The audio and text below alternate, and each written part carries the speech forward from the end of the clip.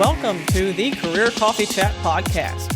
I'm your host, Aaron Urban, certified career strategist and executive coach, removing career roadblocks so you can achieve more impact, influence, and income. And today we'll be talking about how to live your authentic self, your authentic soul's purpose. I am so thrilled to have Annie on the show today. You will be just blown away. It's going to be so much energy today. It will be outstanding. And speaking of energy, I'd love to welcome you to the show. So speaking of what we're talking about today, let's introduce our wonderful, outstanding guest. So first of all, Annie is a gratitude and fulfillment warrior and values alignment coach, as well as a podcast host of Living with an Attitude, which I think is so amazing and outstanding. So if you're interested in how to stop running away from your dreams and embrace your authentic, true soul's purpose, then give me a thumbs up, give me a like, give me a heck yeah when you tune into the show today. Whenever you tune into the show, please do say hi. So let's say hi to our awesome and outstanding guest, Annie. Hi. Hi, how are you? Welcome to the show. I'm so Thank glad you. to have you. Yay. So I have a big question for you. Ready? Okay, I'm ready. What inspired you? Because that's something we've chatted a lot, by the way, behind the scenes. And what inspired you to truly focus on living with an attitude? Was there a catalytic moment? What was that inspired you to live this journey?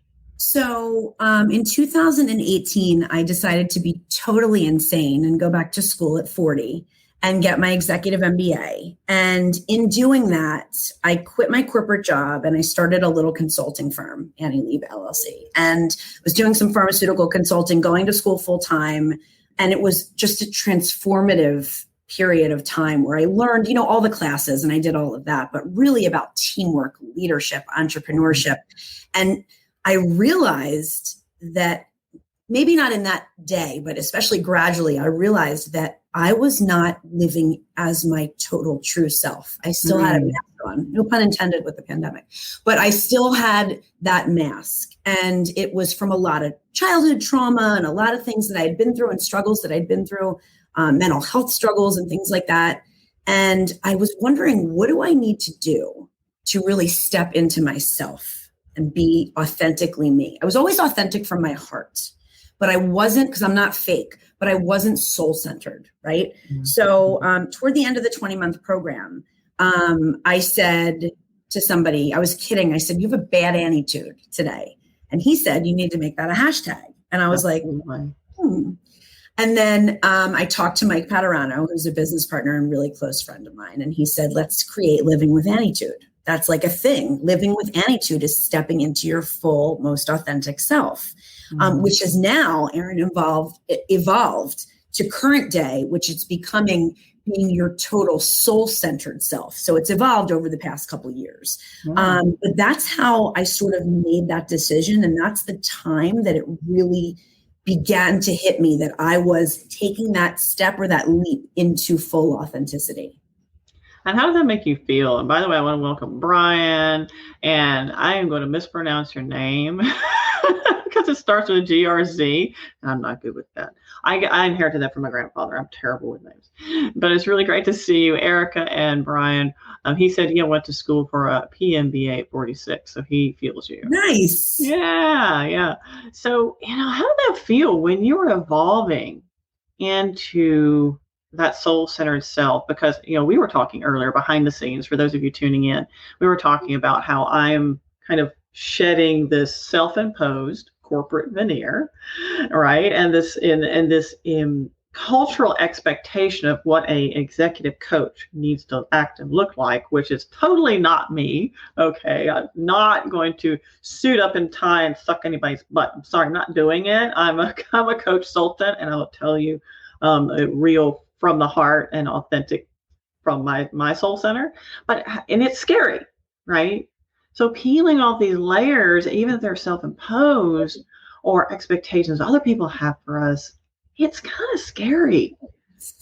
It's very scary. And especially when you're in your patterns and you're in your ways, and this is how people see you, and this is the persona that you've created, and this is who you've thought for a long time that you really were. It's scary to say, I'm going to reinvent myself.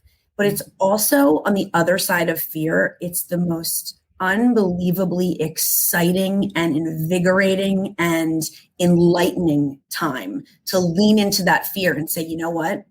Yes, I'm scared, but that's not going to stop me, because I want to find my true soul center. And in order for me to do that, it's going to take some work, and it's going to take creating boundaries so that everybody's opinions don't matter quite as much. And it's going to take some time to go up against what your dad thinks, or what your cousin thinks, or what your sister or mom, and what your friend group sees you as. We're constantly evolving. So how are we supposed to always stay in this box, right? Mm-hmm. So that fear is, I think, recognizing it is so important. Yes, it's there, and not trying to fight it, but say, okay, it's there, but that's okay. So is excitement. So is invigorating, so is all of those things that are making me and driving me toward this new transformative time of who I really am. Right. And it's almost like embrace the fear. And by the way, I'm not a fan of embrace the suck. We've all heard that term. I hate that term because it's stupid. It implies that we should, idolize this busyness culture where we need to work really hard for no return, which is dumb. And that's a different talk for a different time.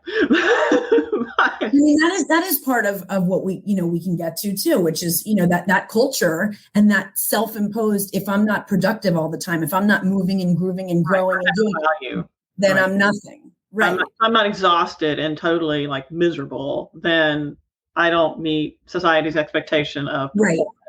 Which is so the opposite of real life, because in real life, if you don't self-care, and I'm the queen of preaching this and not always acting it, if I can be completely transparent and vulnerable, I don't always act it, and I want to. So I'm constantly trying to implement this in my life, and I'm doing better at it. But getting to that place where you can say, I'm just going to breathe tonight. I'm just going to be, and that's okay. Yes, I'm an entrepreneur and I'm building a great business, but that doesn't mean I don't have to self-care, because how can I be anywhere near good enough for everybody I want to impress and be good enough for if I'm not taking care of myself? I can't do what I want to do, and I want to model the way. It's what I do. I coach people and I guide people to fulfillment. How can I do that if I'm running myself into the ground? That's right. And the same thing for me. I'm coaching people and guiding people to unlock their potential. And I'm not doing that myself. If I'm not preaching, if I'm not practicing what I preach, then I'm a fake. And that's not who I am. I have to explore. I have to investigate. And I'm super nerdy and study all neuroscience. And listen, I have a total pharmaceutical neuroscience background too, so I'm with you. You're with me there, yeah. So I'm constantly, okay, let's explore. And I'm really stepping into some amazing spaces that, if we want to talk about a little bit later, I'm happy to share with you, because I'm kind of scared about sharing it a little bit, because some people are like, ooh, that's too woo-woo. But I'm seeing some really amazing transformational results out of some of the work and experimentation that I'm doing. But yeah, here's the thing. As a successful coach, and I am a successful coach, I love what I do. The whole point is not to work all the time. Okay.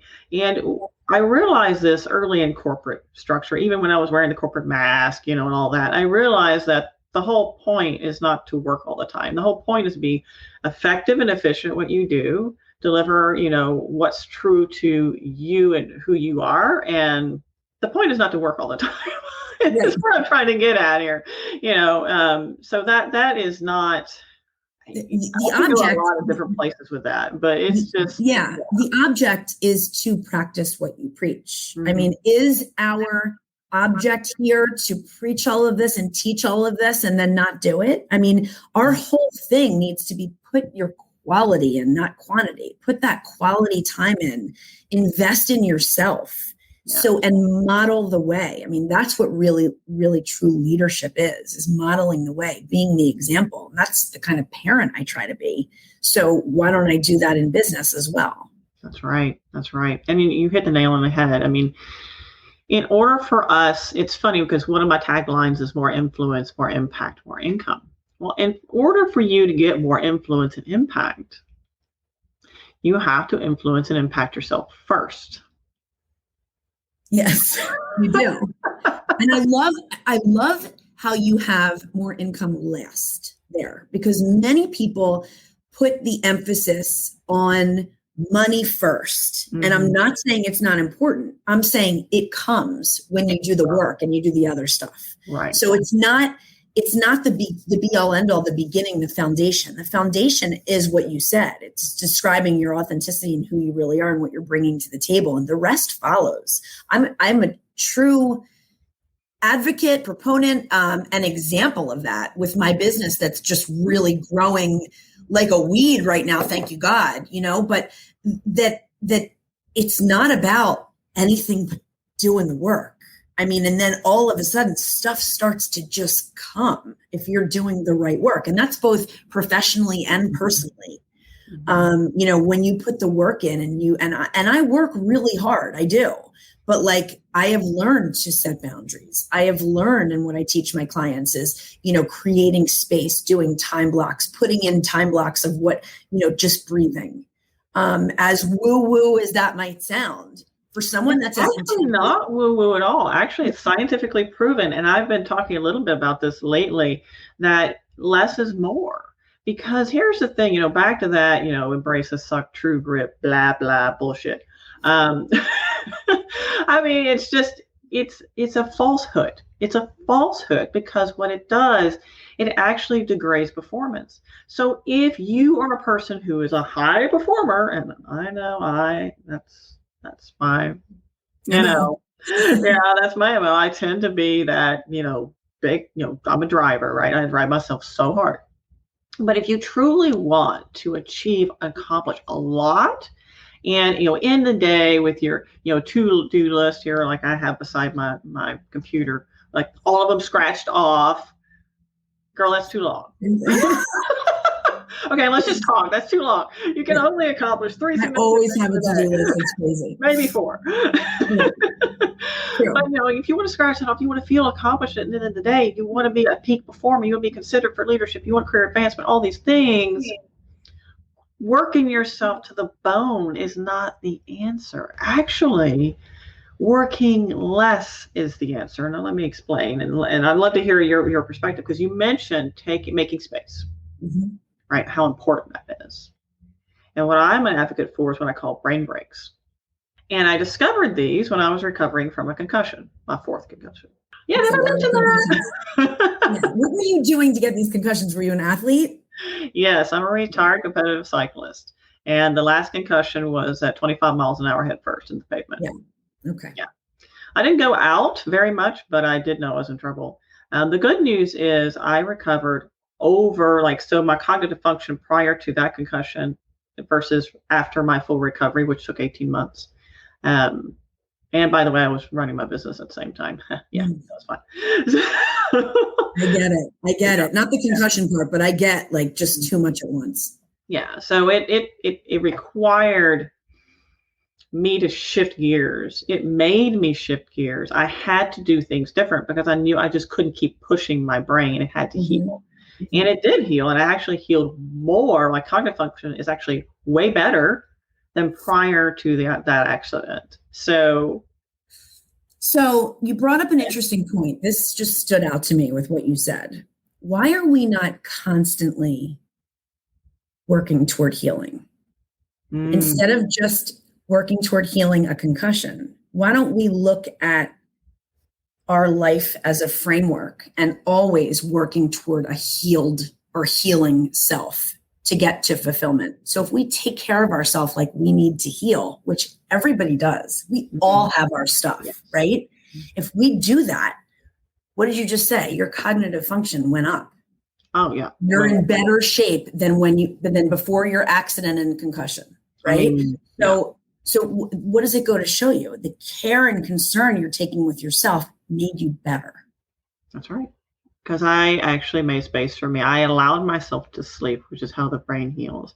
I took, 3 to 4, 5, 6, 7, 8, sometimes brain breaks per day. And by the way, the average normal healthy human being needs to take up to 4 10 to 15 minutes per breaks per day. So stop working through your lunch and stop pushing yourself so hard, because the production, I mean, your peak performance goes down. It's been clinically proven. Yeah. But outside of that, you're to your point, I can probably tell you why we don't work on putting ourselves in that healing. Why aren't we working towards healing? I would love to hear from people who are tuning in. How many of you put yourself first? Yeah. Is that what you mean? That it's because we don't put ourselves first? Nope. Yeah. Well, and we were our generation too. I mean, we were just and the generations before us, obviously, but we were raised and programmed in this way of, it was not the way it is today with leading with empathy. It was, my dad is my mentor in life and very successful in what he does, came from nothing. And he will tell me the quote that will always stick with me as my mentor. He's going to be 75. So, that generation, he said, you don't have to be the smartest in the room. You have to work the hardest. Now, it's not the advice that I would give to someone today, because I think you have to work the smartest. That's but right. It was his generation that programmed us.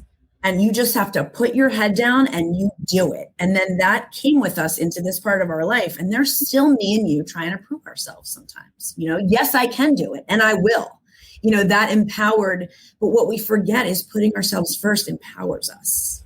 That's right. So that's the difference. Yeah. And so many people, the clients that I coach, I have not run across anybody yet who says, oh, yes, authentically, I put myself first.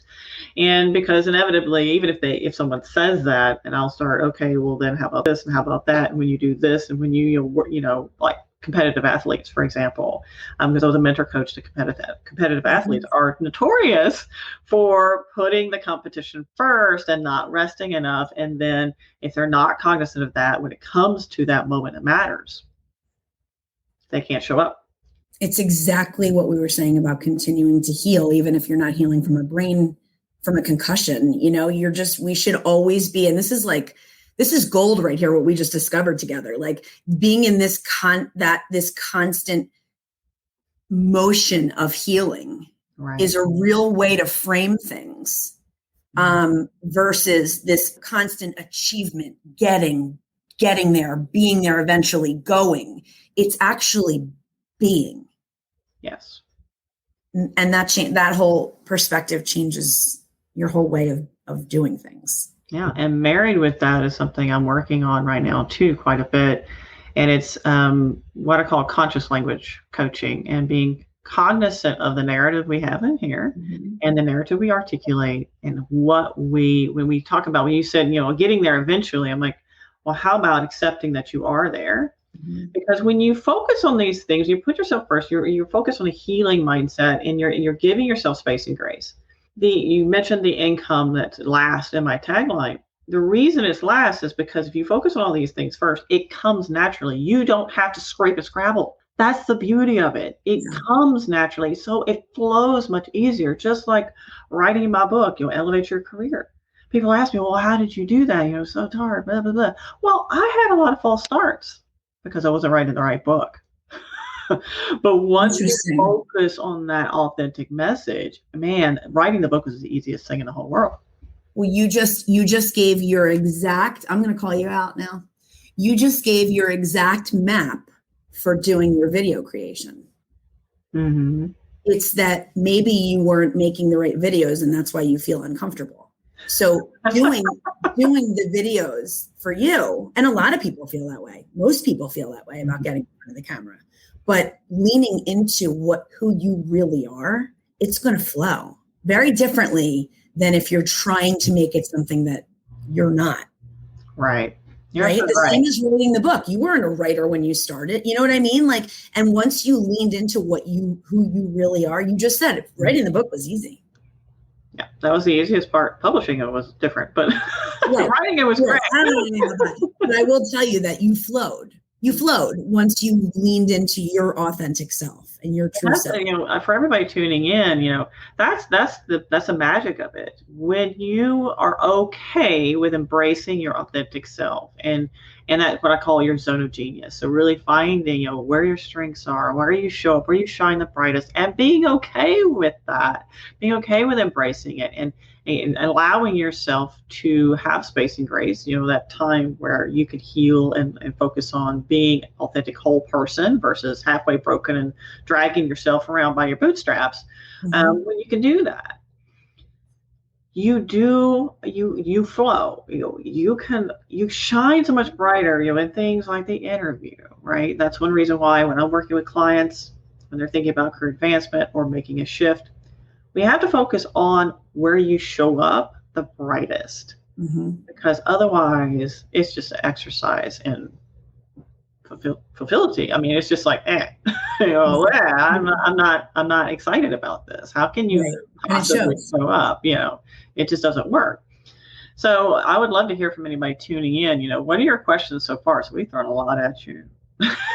Yeah, I mean, it has been fun, because I'll tell you why. You're really, and I'm not a career coach or an executive coach, but you're really hitting on so much of what I do and how I feel and what I've become in my own journey, that it's been such a flowing conversation. I haven't thought about one thing I've said. It's just like, I'm going to go back and watch it because I don't know what I said, but it really made a lot of sense when it came out of my mouth. I meant it authentically. And I think that, so I would love to hear questions or, thoughts of, and again, I don't mean to take over I'm a podcast host. So like, sometimes I hijack I don't mean to do that. Like I totally hijack away, because I love our conversation. I don't mean to, Patricia says, she goes, love is, space and grace. Yeah. Thanks for sharing, Patricia. Yeah, absolutely. Yeah. It is so important. And I come up with these little, what do they call them? Acronyms or taglines, like give yourself space and grace, because it kind of helps us remember, because we get caught up. Oh yeah, we all do. Life happens, right? Take, for example, I have the Elevate Your Career Roadmap, which was supposed to come out on the 10th. But it's the 13th. Yeah, that's okay. Listen, we can't always, you're making it as good as, when it comes out, it's supposed to come out. That's my right. Goal. And I'll tell you why it hasn't. It's because I was having too much fun creating it. Well, that's important. We were just talking about having fun. And life got in the way. So, those two things. It does that. Me overproducing it and life getting in the way. And I was like, it's interesting, because 10 years ago, Annie, I would probably be like in tears. I think, oh my God, when people think about me, I'm a terrible person. Because I committed to something that's just been really big. For my familial system, you commit to something, you better darn well do it. And it doesn't matter, you work till midnight, 1 o'clock, 2 o'clock, 3 o'clock in the morning. You just sleepless nights, whatever, you get it done. Yeah, right. And now it's so very different. I'm like, okay, I have to be kind to myself. Well, that's mature. You've matured, and you also you relinquished some of that control, which is a really healthy thing to do. Because the truth is, no one's going to die. It's going to get released, and you're having fun doing it. Right. That's right. And it'll be a lot better product versus, me just throwing it together. It'll be a lot better experience for those people who do interact with the companion guide to my best-selling book. So, yeah, it's okay. It would be different if I was doing brain surgery. Right. Then we have to do things on time, exactly how they're supposed to. But we're not doing brain surgery, so that's good. Brain surgery, so it's okay. Or heart surgery, anything else. So it was funny, because when I was in corporate, that was like one of my big things. I was like, okay, are we doing heart surgery here? Is anybody going to die because you didn't get, I don't know, whatever it was, report turned in? I don't know. Right. I mean, listen, I have been very, very hard on. I told you I went back to school at 40, so. It was the first time I'd been in school in 25 years, or 20 years. So I hadn't been in a math class in 2 decades, so I had to relearn how to, and I was going for a master's, like an MBA. So I had to relearn and rewire how to learn. I didn't know how to learn anymore. And it was a test of my imposter syndrome, as well as my perfectionism, my overachiever. I mean, like, I just got to a point where you said it before about your clients and interviews. I just leaned hard into my strengths. I worked in groups really well. I did teamwork, in a great way. I handled the other people well. I'm a good writer. So like the stuff that I was good at, I made people aware of my strengths, and then the people you surround yourself with are what's really important. I mean, I think delegating and saying that's not my thing. That's not where I shine, and leaning into your strengths. And that's what made me successful at school after that amount of time of not having been in school. But it could have been a disaster of me trying to do everything. And the key to getting your MBA when you have a real life and all these kids at home and a fiance and, family and all these obligations, trying to make ends meet so you can pay your way through school. When you have all that, you can't do everything. You have to delegate. You have to be able to say, this is not where I shine. This is where I shine. Right. And, to your point, and I did work my fingers to the bone. I mean, it was only for 20 months. So I made a decision. This is how I'm going to do it. But, I would even now do things a little bit differently where I didn't break my neck because truly no one was dying. And yeah, you have deadlines and you have people counting on you and all those things. But the truth is at the end of the day, I'm going to get it done. I'm going to get it done. So don't make yourself totally insane. But my perfectionism kicked in and, being an overachiever, I wanted to get, all A's and all that stuff. But at the end of the day, what I learned about myself was way more important than the data analysis class I was taking. I mean, not to put it down, but that ain't my thing. I don't want to sit and crunch numbers. That's not my thing. Right. But I will tell you that what I did learn was how to manage people, how to interact with people, how to, be an entrepreneur. That's the thing, though. I mean, it's interesting you mentioned that because when I'm coaching emerging and evolving leaders, and there's I want to be a good leader. I'm really, focused on this high performing leader. Okay, if you want to be a high performing leader, are you okay with not being the technical expert? And they're like, what? Right. Know everything. Right. Letting go of, now going back from your coaching to my coaching, letting go of the reins a little bit, mind, body, letting go of that. I don't have to be perfect in everything. If I don't get a 4.0, it's okay.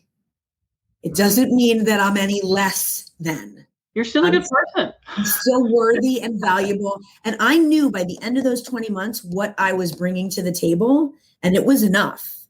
It wasn't as strong as other people in certain things. I wasn't the valedictorian, but I was okay with that. I was who I was. And the feedback that I got at the end that feedback, people liked you, right? Well, at the end of the program, from numerous people, from in separate feedback forms and then one-to-one, the overall message to me was, you are the positive connector of everybody in this group. There was a lot of us. It was a cohort. So we did everything together. So there was nothing that there wasn't a class that I did that somebody else didn't do. We did everything together. And so you're kind of in each other's face for 20 months. It's pretty crazy. Because of COVID, we didn't get to have our trip to Spain and the Netherlands together. But that aside, it came across that I was a strong writer and I could write the hell out of a paper. Okay. But I was a connector and positive influencer of all people. I was the glue. That's what they said. And I have to tell you, Erin, there was no better compliment. I would not have rather them said I was good at anything. Just tell me I'm the glue. And I was like, yes, this is what I'm here to do. And that's part of why Leib LLC is what it is as the guider of fulfillment. I mean, it's because I'm leaning into my strengths. There's other things I'm not good at. Plenty. Right. This is wonderful because I had a client reach out to me, a former client reach out to me. She's like, hey, I'm really looking for, just something to help, like a podcast that just shares with me how to be, a star performer. I just want to be a really good employee. And I'm like, okay. And she mentioned, the mindset stuff's good, but I just want to be a really good employee. And I was like, I know this client very well. I was like, okay. So I know where you're going with this, which is, oh gosh, I'll be great at everything, check all the boxes, get just want to be a star. And good employeeism. And I'm like, that I'm not saying it doesn't matter, because it matters that you meet expectations and exceed them when strategically important to do so. However, if you're looking to gain more influence and impact and increase your income and then accelerate your career, It's not about being the 4.0 employee or the Well, 5.0. and also like what's underneath of that? Like what's underneath that need and that drive to be the best at everything? There's something more there. Right. Oh, Or yeah. maybe you know what I'm saying? There's layers to everybody. It's not just somebody shows up and wants to be great at everything. There's a perfectionist, there's a control, there's that person said to you like, oh, your body mindset is fine, but I want to blah, blah, blah. It's like, we need to get back to that mindset. We need to start there and talk about your core values and who you are and your strengths. And, that's the foundation, and the rest with your stuff that you can focus on and really elevate them and help them achieve and increase their income and all of those things and their impact. That's after the foundation is built. Right. So you have to build that mindset and that and my whole thing is like aligning with your core values and walking in your soul center. And when you do that, you can show up and do anything because you know yourself. See, that person didn't know herself. Yeah. Or if they do, it's almost like we've identified with it. So because we've identified with it, just like for years, I identified with, I'm stubborn. I'm very polite. That's how I am. But this is how I am, and this is my authentic self. Okay, yeah, I mean, within reason, as long as it's not damaging, sabotaging where you want to go in your career in your life, fine. However, are we identifying with something that's actually sabotaging us, our space and grace, being aligned with our soul center, and being able to show up so much more powerfully, much more authentically, and with ease. It's interesting because somebody at the beginning of the year was like, oh, what's your 2021 goal? 2020 was crap, which I was like, I beg to disagree. I beg to differ. I mean, there was a lot of crap going on, and it wasn't fun for a lot of people. I feel like we learned a lot from 2020. So let's not get 2020 in the balls, please. Pardon my French. But anyways, my show, I can say what I want. Yeah, totally. Hopefully LinkedIn doesn't kick me off.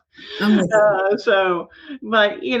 for 2021, if somebody was like, oh, is it more money? Is it blah, more clients? I was like, I'm looking for peace and ease. I'm looking for ease. That's what I'm looking for. Yeah, to be able to breathe. Be able to breathe.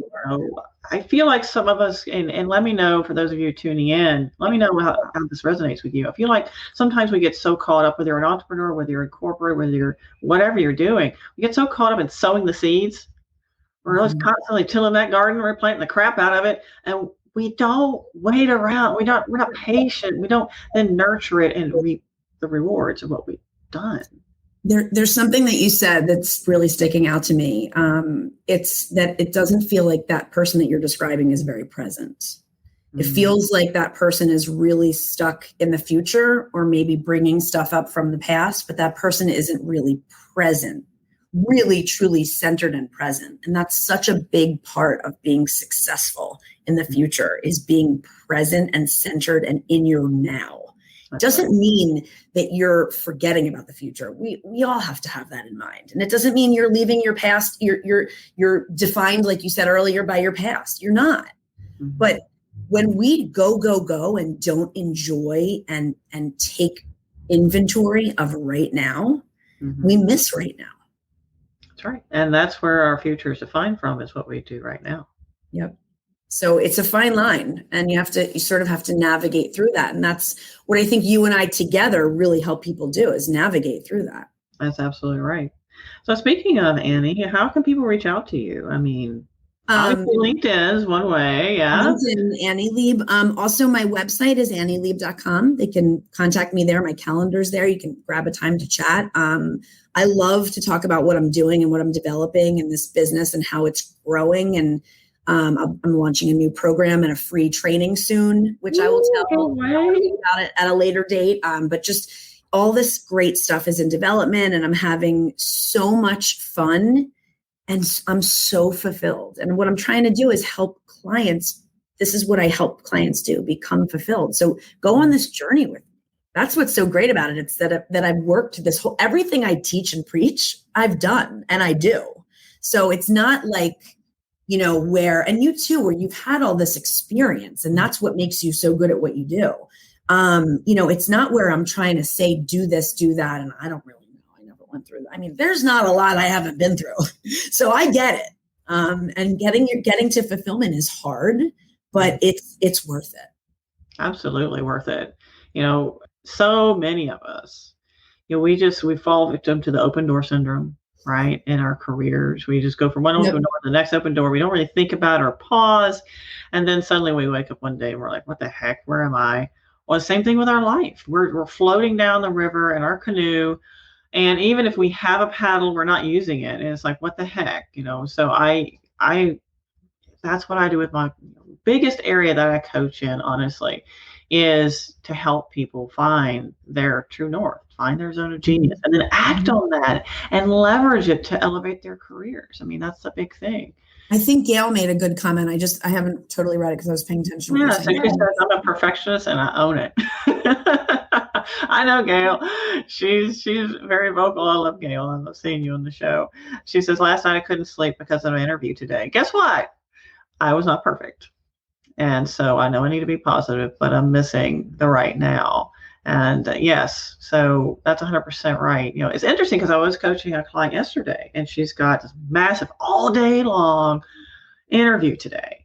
And I was like, okay, look, I was like, do not stay up tonight studying. I was like, you need to be present, just be present, because you know this, because at this point they know the technical part of it. That at the interview stage, it's really about how you're connecting. So like, your feedback, Andy, that you were the glue, like that interpersonal connection, that snap, that connection, that's what really matters most in the interviews. Because you can overcome, you don't need to know all the things. You don't need to be perfect. Yeah. You just need to connect with people. But you have to be two things. You have to be secure in what you know and show up with your worth. That way you're not proving yourself. You just are yourself. And the other thing, Gail, that I wanted to note that you said was, I was not perfect. What is perfect? I think being you is what you needed to bring to that interview. Just being you. And you did how you did. And you showed up as you. And you have to be proud of that. And if you didn't and you flubbed it, okay, on to the next. We'll figure it out. That wasn't meant for you. But the next time what I would work through is showing up as you. And like you said, being in the right now. It's so key because somebody can sense that in you. Where you are. Am I thinking of the answer to your question, or am I taking in the question, thinking about it, letting it sit and resonate, and then giving you my answer? Because it's from my heart and soul. It's not prepared.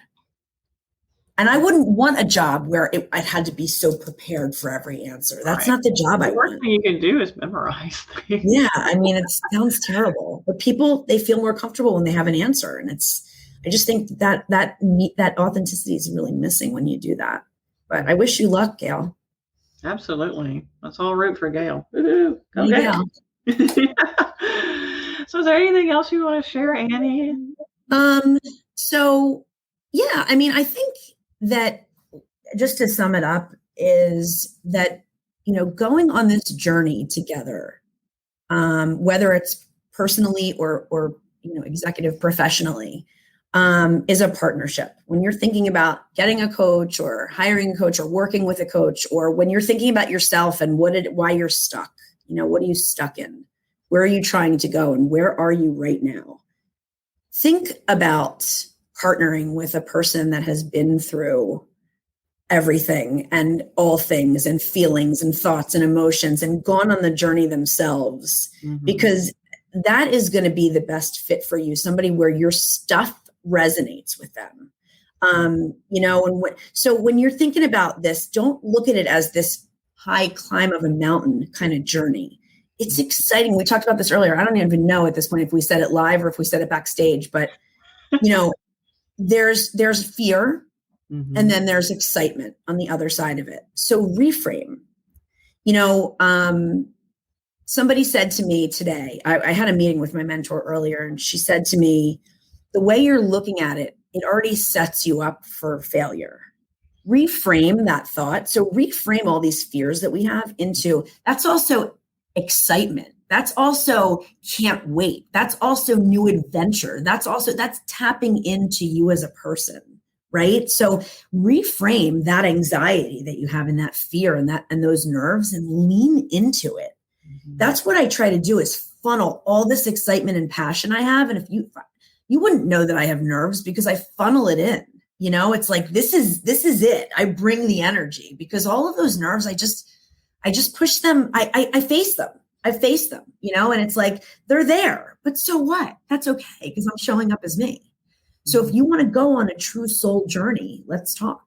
That's my final sort of final 2 cents, and I've never been more fulfilled and happy and content than I am right now. And it took a lot of work.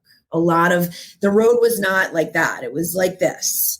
And it took a lot of accepting and allowing of myself to get where I am today. But I will tell you that I wake up every day in a place to take on the day. And I was not always like that.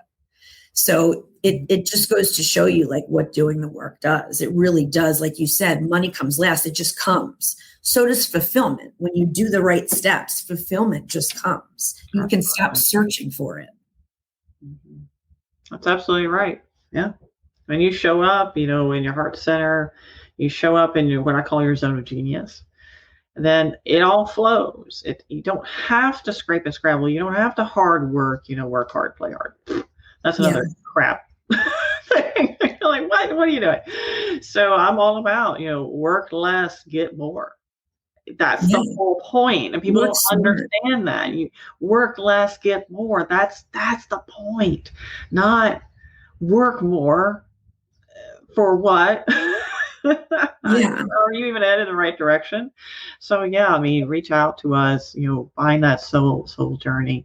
And for those of you tuning in or watching the replay later or listening to the podcast, it's my true hope for all of you that you take some gold nuggets away from this and apply it. I challenge you to apply something. If you're not putting yourself first, considering how you can have that more healing first mindset.